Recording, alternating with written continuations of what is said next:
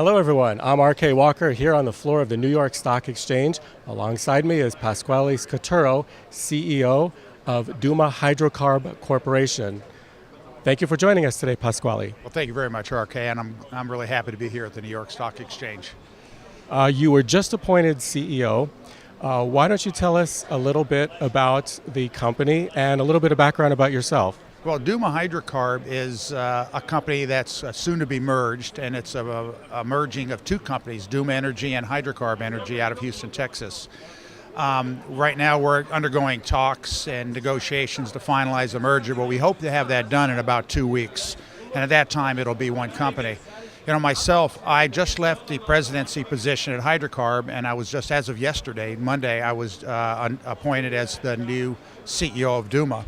So from now on, I'll be taking care of Duma and running Duma Energy. Looking at your resume, you have a fascinating background. Why don't you tell us a little bit about yourself, both professionally and personally? Well, I've done a lot of exploration in my life, I guess. I have 34, almost 35 years experience in exploration in domestic and international oil and gas worldwide. And in addition, I have about the same amount of years in geographical exploration. I've been fortunate to lead a lot of river expeditions around the world, mountaineering expeditions. I took Eric Weinmayer, the blind climber who summited Mount Everest. I led that expedition, took him to the summit. In addition, I also led the first ever descent of the Nile, the Blue Nile and Nile River from its source in Ethiopia to the Mediterranean, 3,500 miles, and we made an IMAX movie about that and several other things. So it's interesting. I've had the luxury of having both types of expeditions or exploration, geographical around the world, and also exploration for oil and gas. And many people don't understand that the two are actually really similar. It's what I do in oil and gas, that exploration in Africa and the Middle East and South America and things, that gives me the experience also to lead expeditions, you know, on rivers and mountains. So it's been a fun career. What prompted you to come on over to Duma in the merger? Well, Hydrocarb, we've been active in Africa for a few years now. We have concessions in Namibia. We're looking at Central Africa and the East African Rift. We're looking for elephants, big oil and gas reserves in Africa. Duma is more of a domestic. It's Houston-based. It has production in the Galveston Bay. It actually produces oil and gas. So a few years back, we did a joint venture between Duma and Hydrocarb, where Duma bought into one of our concessions in Africa, and we became partners. And it became evident a few years after that, you know, about a year ago, that really the combined talents of both companies would actually be a really, really good integrated oil company.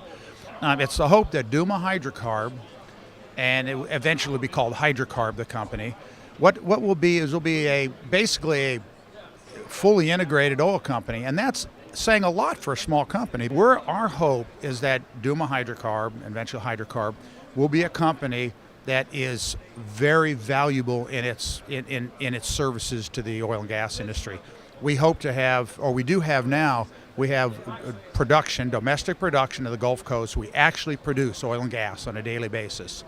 We also will have large exploration, high potential, high return exploration properties in Africa, concessions in Africa that we hope, if properly explored and drilled, that can produce several billion barrels of oil. In addition, the company also has a oil field services license issued by the Supreme Petroleum Council in the United Arab Emirates for Abu Dhabi to perform services. So we have pretty much everything. We have upstream, downstream, and services. Now that you've accepted the position of CEO, this is going to be a big challenge. What motivated you to want this challenge to begin with? What's different than what you've already accomplished? I'm always looking for a new challenge, and when I was offered the position as CEO, I thought of a publicly traded company. I thought, wow, that's something that would be a real challenge in oil and gas. You know, I've been president of companies, Hydrocarb, different companies over the years, but I've never really had the opportunity to take a company like Duma Hydrocarb, which is a listed company. Our goal is to get uplisted to one of the major exchanges, and to take that and run with that. And so I'm really excited. I'm really looking forward to the challenge. I'm up to the challenge, and I'm hoping that we can be successful in that uplisting and increasing the value of the company significantly. Why is it so important for you to uplist? Well, right now we're on the over-the-counter exchange, and as people know, we actually have we have a good stock price. We're at about $1.90 on the over-the-counter. We feel we're undervalued as a company. We think our assets in the Middle East, our assets in Africa, and our production could be much better. The value of the company could be much better served if we were listed on a major exchange, and we're looking at the New York Stock Exchange primarily now, and we hope that we get listed shortly. You commonly buy oil fields that other major producers don't want anymore. That's correct? Yeah, no, don't want's a good term. It's actually true. Basically, a lot of people don't realize that big companies like Exxon, for example, our fields in Galveston Bay, our old Exxon fields, when those fields are discovered, they produce a lot of flush oil, hundreds, thousands of barrels a day. As they get older, they deplete. And major companies, Exxon, ConocoPhillips, those companies, it's not economic for them to produce those fields. It is economic for us. We operate, they have more secretaries in a single office than we have employees in our company right now because we're a fairly small company. So for us to go in and take these fields and operate them, we can do so, especially $100 oil, we can operate and make some pretty good money doing that. So we have 4 oil fields in Galveston Bay. 3 of them are producing right now. Our goal is to take our current production and double it within a year. And that'll give us pretty significant revenues and resulting cash flow so that we can then operate our assets over in Africa. So that's our goal, is to make our domestic production be sort of an engine that'll help drive our exploration efforts in Africa. And what are some of your goals overseas? We honestly feel that the real upside potential of this company is our exploration expertise internationally. We drill a lot of wells in the United States. It's difficult to find what we call an elephant in the U.S. An elephant is a huge oil field, a huge discovery overseas. We personally feel that Africa is one of the last great frontiers of the world. We're heavily invested in Africa. We have an office in Windhoek, Namibia. We have a 5.3 million acre concession in Namibia that we're currently exploring. We also have operations in Central Africa. I can't say right now because we're not done the negotiations, that we think will give us a significant concession position, an acreage position in Central Africa. If we can be successful in our African exploration program, this company will be worth far more than it currently is. We feel this company is undervalued because it's not reflective of what we're doing in Central Africa right now. What are your goals for growth projections? Oh, that's a good question.